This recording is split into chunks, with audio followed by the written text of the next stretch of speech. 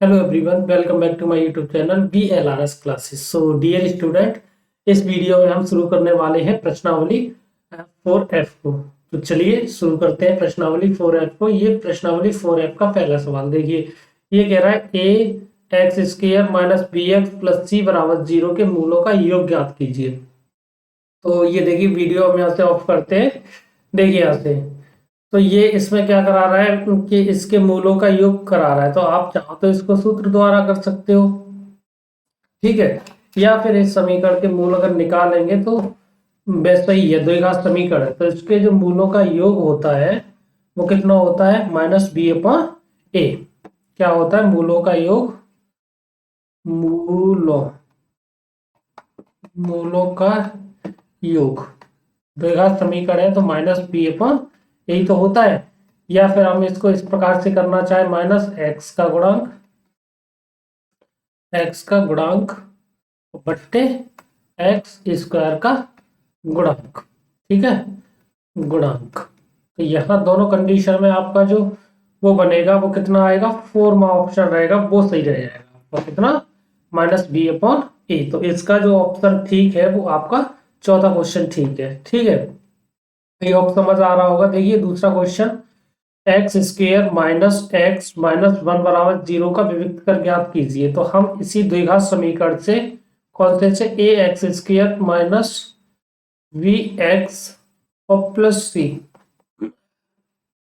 तो ये प्लस होता है बराबर 0 से, अगर हम यहाँ तुलना कर दें इसकी है, तो यहाँ जो ए का मान रहेगा वो कितना रहेगा, ए का मान आपका कितना है यहाँ पे 1 है, और बी का जो मान है वो -1 है, हाँ -1 है, और सी का जो -1 है इसका भी। तो इसका क्या पूछ रहा था, विविक्त कर पूछ रहा था। डी डी बराबर क्या होता है, वी स्क्र माइनस 4AC तो होता है। यहाँ से इनके मान रख दीजिए, ये 1 का स्क्र -4 इंटू ए इंटू सी, ये हो जाएगा। तो कुल मिला के यहाँ पे 1 और ये आपका प्लस हो जाएगा। यहाँ से ऑप्शन आपका कौन सा रहेगा, सॉरी ये 4 होंगे ना, 5 वाला ऑप्शन ठीक रहेगा। तो यहाँ से जो आपका इसका सेकंड विकल्प ठीक रहेगा। कितना है आपका, ये तो -5 है यहाँ पे, देखिए दिखाई नहीं दे रहा है, थोड़ा कम हो गया। तो ये ऑप्शन नहीं, ये 5 वाला, यहाँ पे ये वाला ऑप्शन ठीक रहेगा। तो आई होप आपको ये समझ आ रहा होगा क्वेश्चन। देखिए तीसरा क्वेश्चन है आपका, ये कह रहा है एक्स स्क्र माइनस 25 बराबर 0 को कहते हैं। तो देखिए ये आपका एक शुद्ध द्विघात समीकरण है। कैसा समीकरण है, द्विघात समीकरण, शुद्ध द्विघात समीकरण। यहाँ पे एक्स स्क्र है, ये देखिए यहाँ पे क्या है, ये एक्स स्क्र, यहाँ पे थोड़ा कम हो गया है ये, हाँ। तो इस तरह आपका जो ऑप्शन रहेगा इसका तीसरे क्वेश्चन का, वो सेकंड समीकरण ठीक रहेगा। कौन कैसा समीकरण है, शुद्ध द्विघात समीकरण। ओके, चलिए चौथे क्वेश्चन की तरफ बढ़ते हैं। ये कह रहा है दो संख्याओं का योग 7 है तथा उनका गुणनफल 12 है, तो संख्या ज्ञात कीजिए। तो यहाँ से हम ऐसे सॉल्व नहीं करेंगे, ऑप्शन से ही देखेंगे। देखिए इनका अगर योग देखें 5 और 2 7 हो रहा है, लेकिन गुणनफल इनका 5 और 2 का कितना हो जाएगा, 10 हो जाएगा गुणनफल। तो ये फिर ऑप्शन आपका कैसा रहेगा, गलत रहेगा। इनको जोड़ेंगे तो इनका जो योगफल तो 7 है, लेकिन गुणनफल आपका नहीं है, तो ये भी ऑप्शन गलत हो जाएगा। यहाँ देखिए 4 और 3 को जोड़ेंगे तो इनका योग 7 हो जाएगा, और 4 3 12, गुणनफल भी 12 है। तो इस तरह से आपका ये ऑप्शन ठीक रहेगा, ठीक है। आगे देखिए पांचवा क्वेश्चन है, द्विघात समीकरण x square minus 6x minus 16 बराबर 0 के मूलों का योग ज्ञात कीजिए। देखिए यहाँ से मूलों का योग आप चाहो तो इसी प्रकार से निकाल सकते हो, अभी हमने बताया था।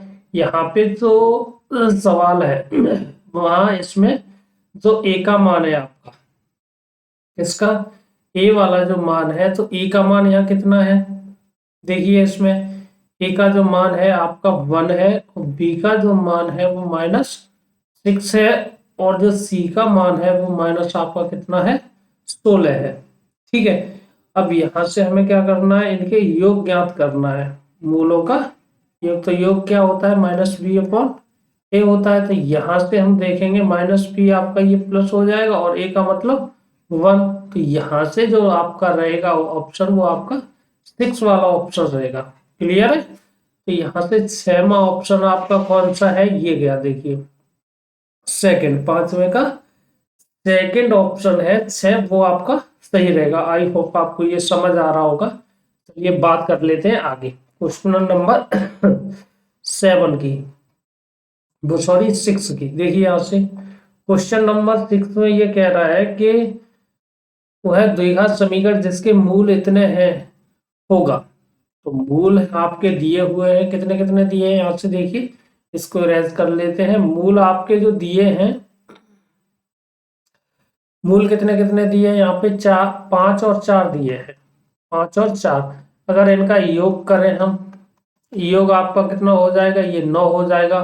और यहाँ से गुणनफल निकालें, गुणनफल तो 5 चौके 20 हो जाएगा। तो हमने एक द्विघात समीकरण पढ़ा था, एक्स स्क्वायर माइनस आपके अल्फा प्लस बीटा होते थे मूलों का योग इंटू एक्स और प्लस अल्फा बीटा बराबर 0। ये सूत्र पढ़ा था, यही यहाँ रख देंगे। देखिए ये एक्स स्क्वायर माइनस योग इनका कितना है 9x और प्लस आपका कितना हो जाएगा 20 इज इक्वल टू 0। ये बनेगा ऑप्शन। तो इस तरह इनमें आप चारों ऑप्शन में आपका ये वाला देखिए चौथा 6 का आपका चौथा ऑप्शन है वो सही होगा। क्लियर है? यहाँ से देखिए 7वां है आपका इतने के मूल होंगे। आपका 7वां क्वेश्चन है, यहाँ से ये दे रहा है 3x स्क्वायर माइनस 48 बराबर 0। यहाँ से अगर एक्स स्क्वायर निकालेंगे तो ये 48 बट्टे 3 हो जाएगा, 3 एकम 3। और यहाँ से देखिए 3 एकम 3 और 1 बच जाएगा, 18 हो जाएगा, तिरछक 18। यानी कुल मिला के x बराबर आपका कितना हो जाएगा अंडर रूट में प्लस माइनस 16। x बराबर यहाँ से वैल्यू निकलेगी प्लस माइनस 4 वाला ऑप्शन ठीक रहेगा। तो देखिए यहाँ पे कौन सा है, प्लस माइनस 4 आपका तीसरा ऑप्शन है वो सही है। 7वें क्वेश्चन का तीसरा ऑप्शन सॉरी। तो आई होप आपको ये समझ आया होगा। चलिए बात कर लेते हैं आगे 8वें क्वेश्चन की। देखिए 8वां क्वेश्चन क्या है। हाँ 8वां क्वेश्चन हमारा है, इसको थोड़ा ऊपर कर लेते हैं। हाँ देखिए 8वां क्वेश्चन यहां से, हाँ 8वां क्वेश्चन आपका है, ये कह रहा है समीकरण एक्स स्क्वायर प्लस 4x बराबर 0 के मूल होंगे। इसके मूल बताने हैं आपको। क्या है आपका एक्स स्क्वायर प्लस 4x बराबर 0। एक्स यहाँ से कॉमन ले लेंगे तो x प्लस 4 बच जाएगा बराबर 0।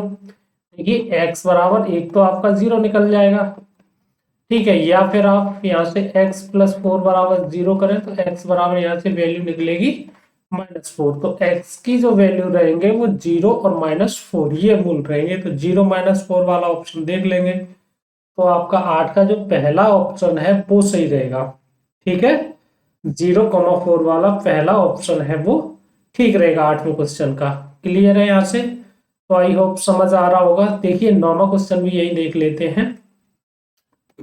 9वां क्वेश्चन क्या है, ये द्विघात समीकरण के मूल बराबर होते हैं यदि मूल बराबर होंगे तो हमें ये पता है तो d की वैल्यू होती है वो 0 के बराबर होती है। और विभक्त कर होता क्या है, बी स्क्वायर माइनस 4ac तो बराबर 0 होगा। यहाँ से देखिए बी स्क्वायर बराबर अगर हम निकालें यहाँ से तो ये आपका 4ac रहेगा और b बराबर यहाँ से निकालेंगे तो ये अंडर रूट में क्या आ जाएगा 4ac आ जाएगा। b बराबर यहाँ से 2 बाहर आ जाएगा तो ये अंडर रूट में क्या बचेगा ac बचेगा, अगर मूल बराबर है तो, ठीक है। तो इस तरह से आपका जो ऑप्शन है इसका 9वें क्वेश्चन का वो कौन सा ठीक हो जाएगा। देखिए कौन सा मिल रहा है यहाँ पे, ये थर्ड वाला ऑप्शन मिल रहा है 9वें का। 9वें का कौन सा रहेगा, थर्ड रहेगा, b बराबर 2 अंडर रूट AC। क्लियर है यहाँ से? चलिए आगे बढ़ते हैं 10वें क्वेश्चन की तरफ। हाँ देखिए यहाँ पे 10वां क्वेश्चन क्या है आपका। हाँ 10वां क्वेश्चन, इसको इरेज कर देंगे यहाँ से। देखो 10वां क्वेश्चन है, दोनों का मल्टीप्लाई कर दीजिए, क्रॉस मल्टीप्लाई, तो ये एक्स स्क्वायर बराबर 8 8 64 हो जाएगा, ठीक है। यहाँ से x का मान निकालेंगे तो ये 64 और यहाँ पे आपका प्लस माइनस हो जाएगा। कुल मिला के x बराबर प्लस माइनस आपका कितना आ जाएगा, ये 8 वैल्यू प्राप्त हो जाएगी हमें। ठीक है, तो यहाँ आपका जो ऑप्शन है 10वें क्वेश्चन का वो तीसरा ऑप्शन सही रहेगा। क्लियर है यहाँ से? चलिए आगे देखते हैं 11वां क्वेश्चन। देखिए 11वां क्वेश्चन कह रहा है समीकरण इतने के मूल है, इसके मूल कैसे हैं, तो आप यहाँ से देख सकते हो। आप मूल की प्रवृत्ति याद करने के लिए हम क्या करते हैं, बेसिकली डी का मान निकालते हैं यहाँ से। तो डी बराबर निकाल लेंगे यहाँ पे बी स्क्वायर माइनस 4ac से, देखेंगे कि डी के साथ कंपेयर करने पर क्या वैल्यू इसकी बी स्क्वायर माइनस 4ac की निकल रही है, तब बता पाएंगे हम यहाँ से। तो देखिए यहाँ से इसमें आपका कितना है, ये -5 का स्क्वायर हो जाएगा, -4 इंटू ए का मान यहाँ कितना है 2 और सी का मान कितना है 4। ठीक है, तो कुल मिला के ये 25 माइनस 4 चौक 16 और 16 दूनी 32 यहाँ से। 25 में से यहाँ से 16 32 में से एक कम कर दीजिएगा तो यहाँ देखिए आपके कितने बच जाएंगे, 7 बचेंगे, वो भी किसके, ऋणात्मक मान रहेगा। कैसा मान रहेगा, ऋणात्मक। तो यहाँ जो डी की वैल्यू निकली वो छोटी निकली, किससे, 0 से भी। तो जब डी की वैल्यू है ऋणात्मक निकलती है तो इसके मूल कैसे होंगे, वास्तविक नहीं होंगे। कैसे, वास्तविक नहीं वाला ऑप्शन है जो दूसरा 11 का, वो सही होना चाहिए इसमें। ठीक है, वास्तविक नहीं होंगे। तो आई होप आपको ये समझ आ रहा होगा। चलिए आगे बढ़ते हैं 12वें क्वेश्चन की तरफ। देखिए यहाँ से, हाँ 12वां क्वेश्चन क्या है आपका, इसको इरेज कर लेंगे ऐसे। 12वां क्वेश्चन है समीकरण इतने के मूलों के चिन्ह होंगे। देखिए यहाँ पे बेसिकली हम क्या देखें, यहाँ पे अगर इसके फैक्टर काटे, ठीक है, गुणा करने पर 6 हो जाए और जोड़ने पर कितना हो जाए, 3 और 2 होंगे, तो दोनों को प्लस में इसके मूल निकलेंगे। कैसे, प्लस में इसके गुणनखंड आएंगे। ऐसे जो आपके गुणनखंड प्राप्त होंगे वो आपके किस में आएंगे, प्लस में आएंगे। और प्लस में जब हम यहाँ से वैल्यू निकालेंगे x की तो वो दोनों ऋणात्मक निकलेगी। ठीक है, या तो आप ऐसे समझ लीजिएगा यहाँ से कि दोनों मूल जो होंगे इसके, वो दोनों मूल कैसे, ऋणात्मक होंगे। या फिर आप इसको गुणनखंड विधि से चाहो तो हल कर लीजिएगा। देखिए गुणा करने पर कितना होना चाहिए, 2x², गुणा करने पे 6 होना चाहिए और जोड़ने पे 5। तो ये आपके 3 + 2 वाला हो जाएगा। ये x और +3 बराबर 0। यहाँ से देखिए ये 2x² और +3x और +2x और +3 बराबर 0। यहाँ से x कॉमन ले लेंगे, हम क्या ले लेंगे, x कॉमन लेंगे तो यहाँ 2x बचेगा +3 बचेगा, प्लस आपका यहाँ से 1 कॉमन ले लेंगे तो 2x + 3 बचेगा बराबर 0।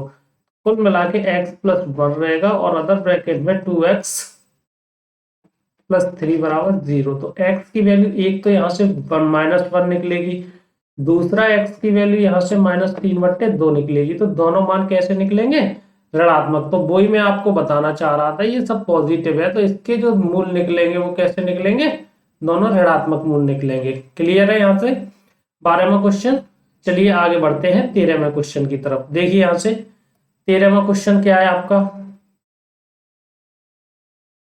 हाँ 13वां क्वेश्चन देखिए यहाँ से,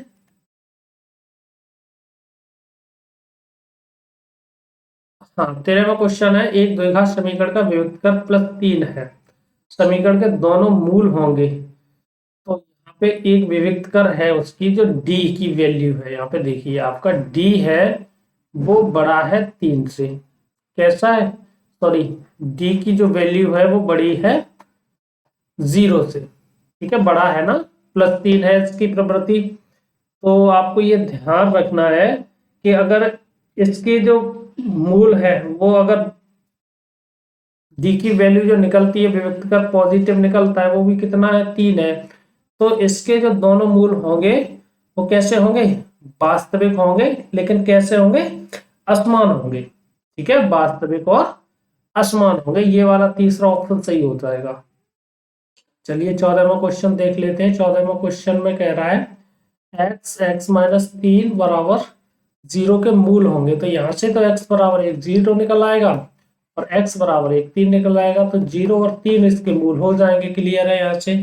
तो 0 और 3 वाला ऑप्शन सही रहेगा, 0 और -3 ये गलत रहेगा, 0 और 3 वाला, ये वाला चौथा ऑप्शन 14 का चौथा ऑप्शन है वो सही रहेगा।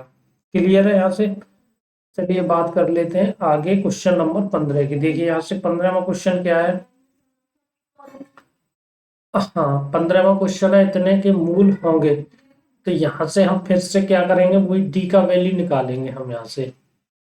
क्या 15वें क्वेश्चन में क्या करेंगे, डी निकालेंगे। देखिए डी बराबर क्या निकल रहा है यहाँ से, बी स्क्वायर माइनस 4ac से 4ac। यहाँ से जो b की वैल्यू है वो -12 का स्क्वायर रहेगा, -4 इंटू a का 4 रहेगा, और c हमारा 9 रहेगा। ठीक है, कुल मिला के 12 12 में 144 माइनस यहाँ से देखिए 4 चौके 16 और 16 नंबर 144, यानी कि जो वैल्यू यहाँ से प्राप्त हुई वो d बराबर किसके निकला, 0 के निकला। और जब d बराबर 0 होता है तो मूल कैसे होते हैं, वास्तविक और बराबर होते हैं। तो इसका जो ऑप्शन रहेगा वो थर्ड वाला ऑप्शन ठीक रहेगा।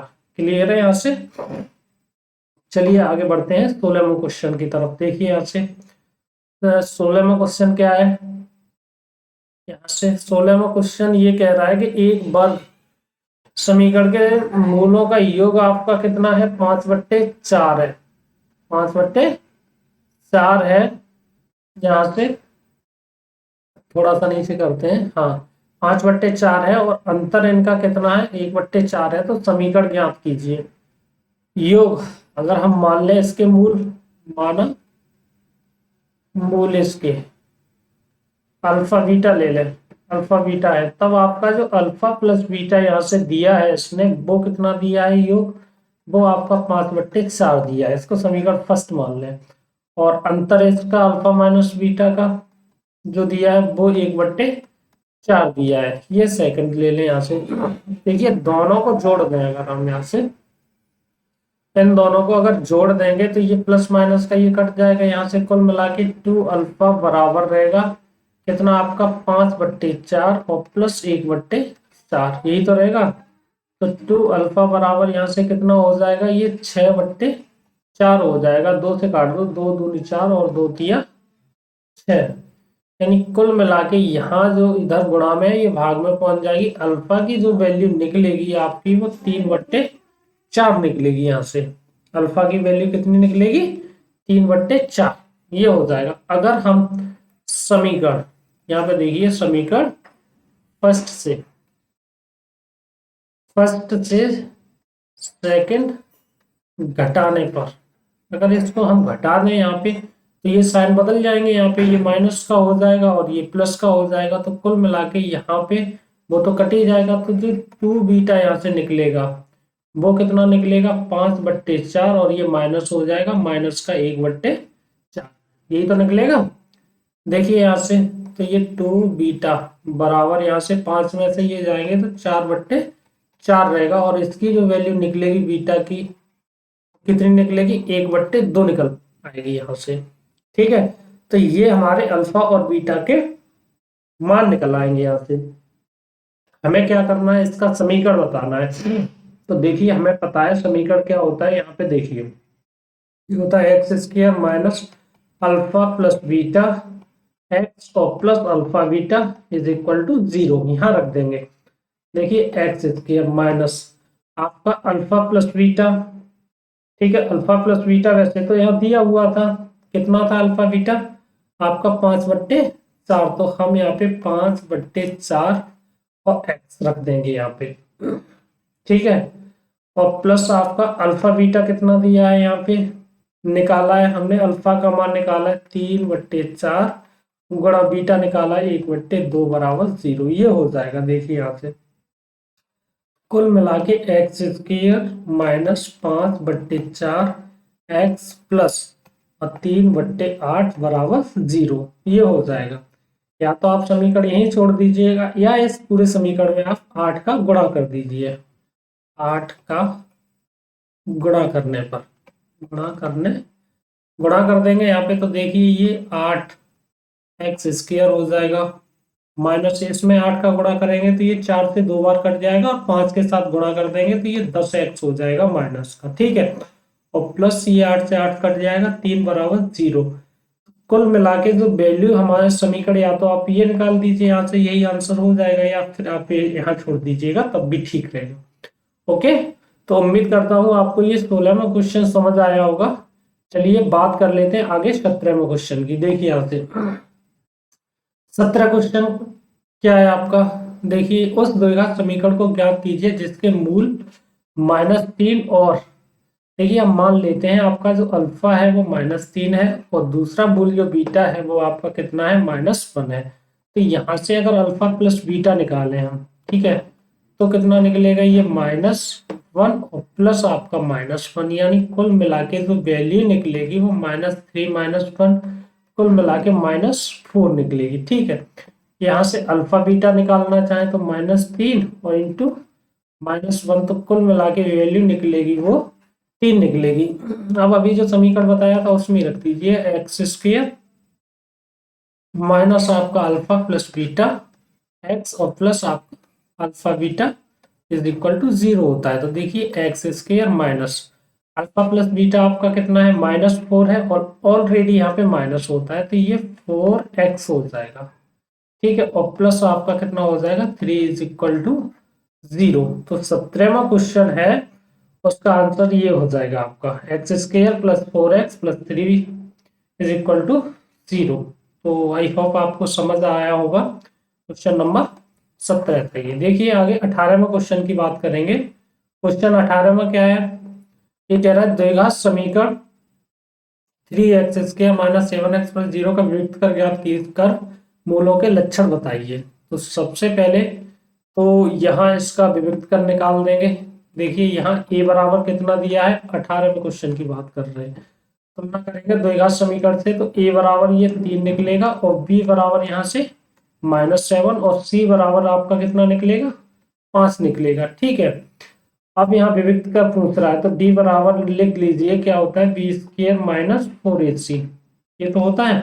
तो इसका -7 का स्क्वायर कर देंगे, -4 इंटू a का मान 3 और c का मान 5 रहता है। तो ये कितना हो जाएगा, 7 7 49 माइनस ये 5 या 15 और 15 चौके 60, यानी कुल मिला के जो वैल्यू इसकी निकलेगी वो कितनी निकलेगी, आपकी -11 निकलेगी, ठीक है। अब जब माइनस की वैल्यू निकल रही है तो जो डी का जो मान है वो छोटा है 0 से भी, निगेटिव निकल रहा है, तो ये इसके जो मूल होंगे वो कैसे होंगे, काल्पनिक होंगे, मूल काल्पनिक होंगे, क्योंकि जो डी की वैल्यू है वो कैसी है, छोटी है 0 से भी। तो आई होप आपको 18 क्वेश्चन समझ आया होगा।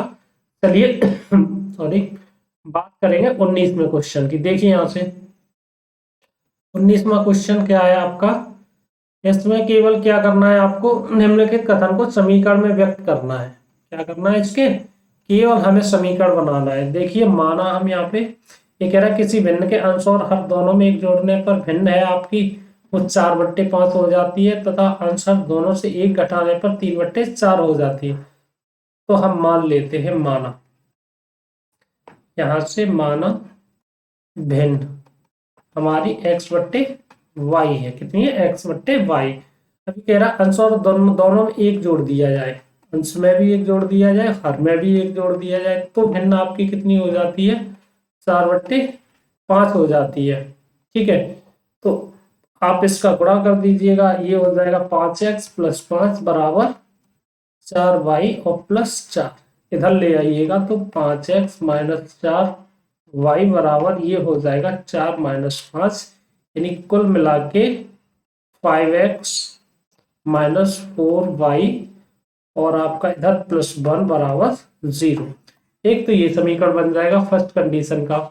और सेकंड वाला है, अगर इसमें से घटा दिया जाए हर और अंश में से, ठीक है, तो भिन्न आपकी कितनी होती है, 3/4 होती है। इसका गुणा कर दीजिएगा यहाँ में, तो ये 4x माइनस 4 बराबर 3y माइनस 3 रहेगा। इधर बना लीजिए, ये 3x माइनस 3y और देखिए ये इधर आएगा तो प्लस हो जाएगा, -4 था, ये प्लस हो जाएगा बराबर 0। यानी कुल मिला के जो समीकरण बनेगा वो 4x - 3y - 1 बराबर 0, ये समीकरण रहेंगे आपके। यही इसमें कह रहा था, निम्नलिखित कथनों को हमें किस में व्यक्त करना है, समीकरण में व्यक्त करना है। ओके, तो उम्मीद करता हूं आपको ये प्रश्नों की जो सीरीज है वो समझ आई होगी। भरपूर प्रयास किया गया है आपको समझाने का। फिर भी अगर आपको कहीं दिक्कत हो रही है तो आप बेझिझक होकर कमेंट बॉक्स में आपके कमेंट कर सकते हैं, ठीक है। चलिए, कैसी लगी प्रश्नों की सीरीज, प्रश्नावली कैसी समझ आई, कमेंट करके एक बार बताइएगा। मिलते हैं नेक्स्ट वीडियो में नए प्रश्नों के साथ। आगामी प्रश्न इसमें अभी और शेष रह गए, उनके साथ बने रहिए मेरे साथ। बहुत बहुत धन्यवाद।